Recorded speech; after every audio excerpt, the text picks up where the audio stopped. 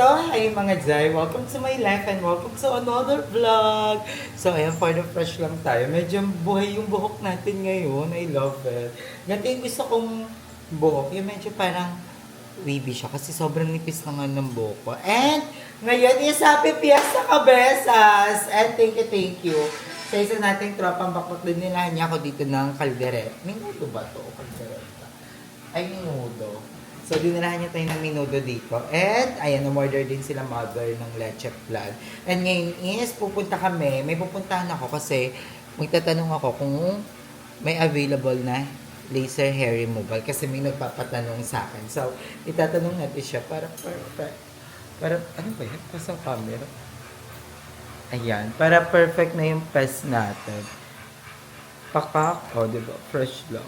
Ayun kasi, ito isa sa mga problem ko talaga. Yun o. Yung mga, actually, dati, na laser hair removal na ako dito banda. Tapos meron siya talagang parang hindi na tinutubo ang part. Pero sobrang liit lang kasi isang ganun lang yung ginawa sa akin. So, dun pa yun sa Nueva Ecija. So, ayan, papunta kami doon. So, kita-kits tayo. Ay, madam. Look what I've done. Ang ganda dyan, di ba? Very, akala mo garden. Pumapapak lang ako dyan. Yan, kukuha ko dyan, papapak. Yan.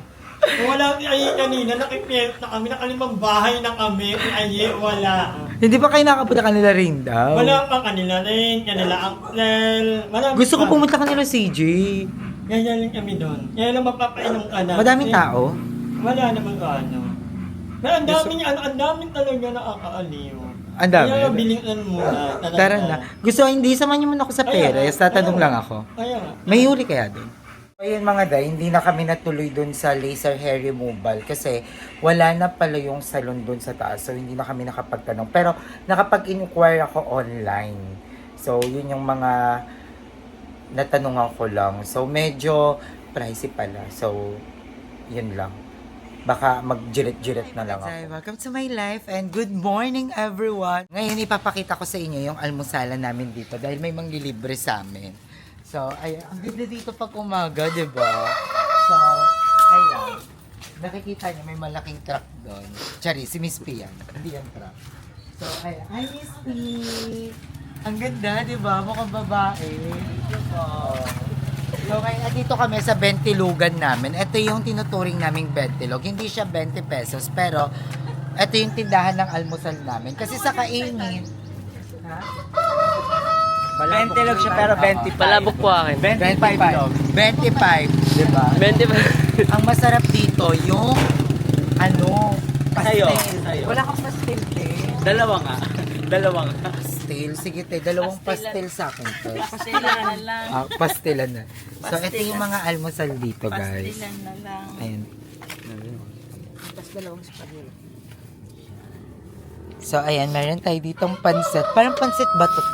Kanto niya. Kanton pala. So. Tapos, ayan, may yung palabok, sopas. May carbonara ka na, te. Yung kanilang mom and dad. Kasi binubusog kami ni mom and dad. Hindi naman paano makilala pero we're grateful na nakilala namin sila guys. At may dala silang grocery. Mamaya i-unbox natin yon. Ang best seller dito ni ate, kalamansi na may nilagang itlog.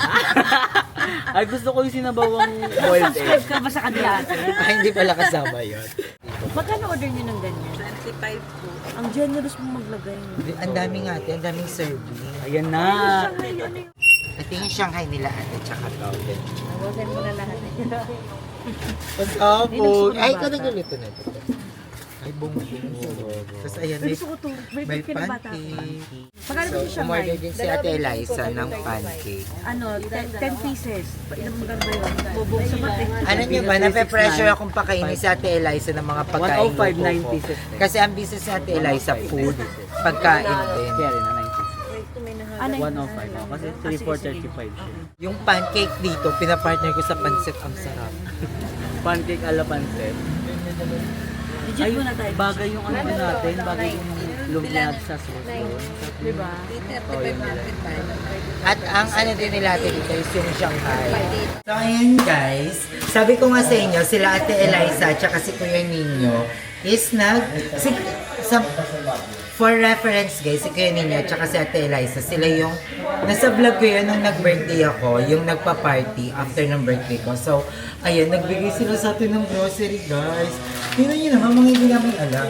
Eto guys, nagbigay si Ate Eliza ng brownies for Andrew and Miss P kasi bawal daw ako dyan. Tsaka ito, alam mo ba, nung high school ako, mayaman kapag may ganito ka baon. Kasi mahal yan. Oo, Parang dati 7. Dewberry, oo. 7 or 8. Kasi Ay, mga ano yan? Hyro, 6 lang. Credit Diba? ka doon. Oo. Etong biscuit, pag may gantong baon ka, mayaman ka. Yes. Diba? So, thank you so much, Eliza and Kuya Nino. And, ayun. So, meron kami dito, ayan. Tapos, meron kami mga ano, syempre, bigay ito nila Ate Eliza and Kuya Nino. Ay, So, stop na kami. kasabog. Ay, apakasarap nyo. Mahusay. Tapos, ayan, meron. Ang OA, may cup noodles. So, may mga cup noodles Alam tayo. niyo ba, sobrang appreciate ko rin sila kasi sabi nila Hindi. na Kasi pag papasok ka, dito sa ito, pagpapasok si Miss P, para, kasi di ba nag-work na si Miss P, so pagbaon ni Miss P, ayan, dyan, para may more baon. blessings po sa inyo. Yes, tapos ayan, may mga laki, may Eden cheese, palaman doon sa tinapay. Alam, ang dumi, thank you so much. So, ayan. Thank you so much, Ter. So, ayan, may kape ka tayo dito. Lovely couple. Ang daming dilata mo. Grabe guys, ang daming dilata. Tapos ito, more on dilata na to, guys. Wait lang, di ko mabuhat. Busog na naman ang mga bayo! Gusto tayo busog. Tami. Sabo! Masayos mo. Thank you so much, Kuya Nino and Ate Eliza, for the food. Tapos bumili pa sila kanina ng food. Yes. Bumili sila ng carbonara na yung order talaga ha, sa resto. Tapos tokwat baboy, lomi, Shanghai. Ang sasarap. So, lagi kami busog pagkasama namin sa Eliza and kanina. So, thank you so much po. Soon, makikita niyo sila sa podcast ko. Kasi 10 years na sila. Oo 10 guys. years na sila. In a At tas relationship. parang ang kwento nila sa amin, unexpected. Basta ang ganda ng kwento ng Maganda yung gano'n nila. ang ganda Ito na ng kayo kwento ng spoil. life nila. Parang a girl is giving up on her life. Tapos na-meet niya si Guy. Na best friend niya lang. Oo. Doon niya nasabi na, gusto ko pang mabuhay. Basta ang ganda ng kwento nila, guys. Comment down below kung gusto niyo ma-podcast din natin sila.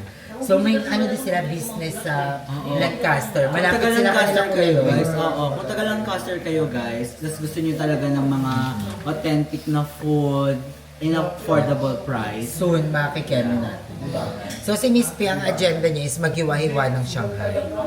Diba? Hiwain niya para magkasya sa aming lahat. Kasi andito din si Mother E. Yeah. Diba? Nag-get ako kasi Comment down, umaga-umaga. guys, kung gusto niyo. Kinatok nila kami dito. So, kasama. Kung gusto niyo si Mother E, isama natin sa Sa podcast. Oo. At then nag-request din actually sa'yo tsaka kay Mother E na mag-podcast. So tignan natin. So soon.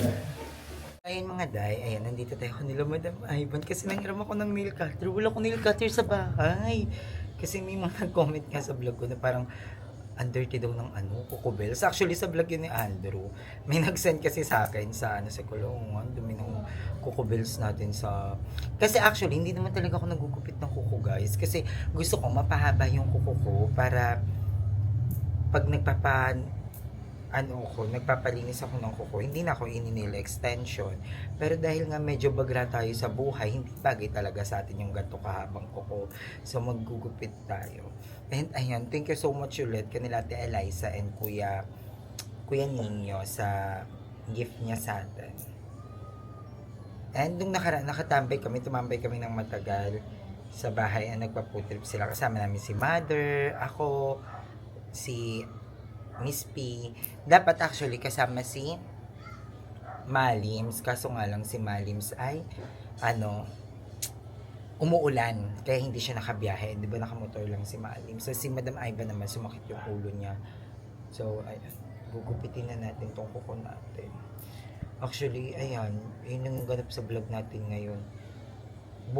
pagka-uwi, si Madam Ivan kasi aalis siya. So, pag uwi niya dito, isa-sofa confession natin siya. So, mag-comment kayo, Day, kung ano yung mga gusto nyong malaman, yung mga ganun na lang gagawin ko, di ba? Kasi, alam nyo guys, hindi naman kasi ako magaling mag-interview like si Limsy na sobrang bilis ng utak niya. Kung mapapanood niyo yung mga tapatan ni Mother Nakba, yung tapatan with Kem. Wait lang, naiihi ako, hindi ko na kayang tiisan, wait lang. Ayan guys, nakaihi na tayo.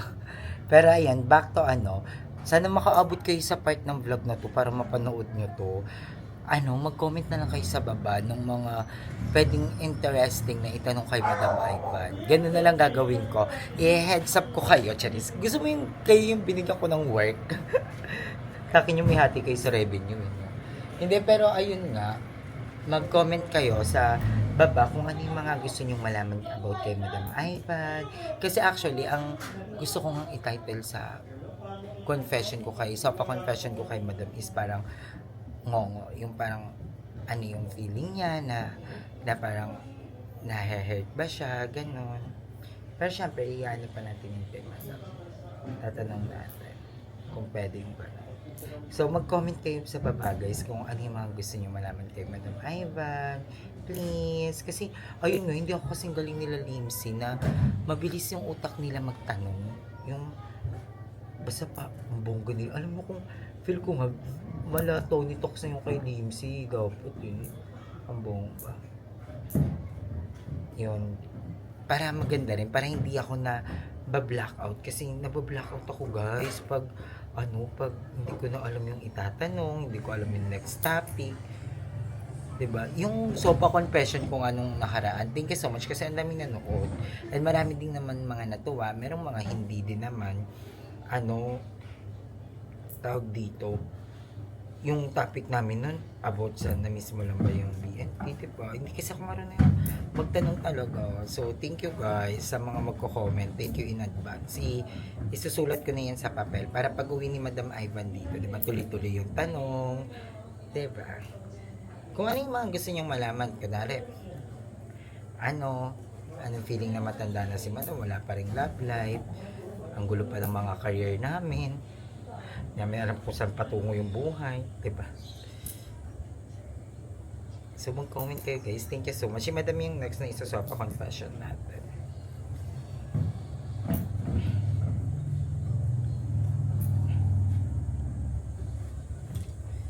Yan. O, diba? Ang perfect na. Hindi talaga ako nagugupit ng kuko. Kasi, umahal mo pa nail extension. Pero dahil wala pa naman tayong pangpalinis, kupitin na lang natin siya. Diba? Ang lang, sit girl. Dati grabe guys, sobrang haba akong magpakuko. Kasi nung high school ako, tinutusok ko to lagi sa bawang kasi ang pampatibay ng kuko daw is bawang. So nung high school ako, gusto ko mahaba yung kuko ko.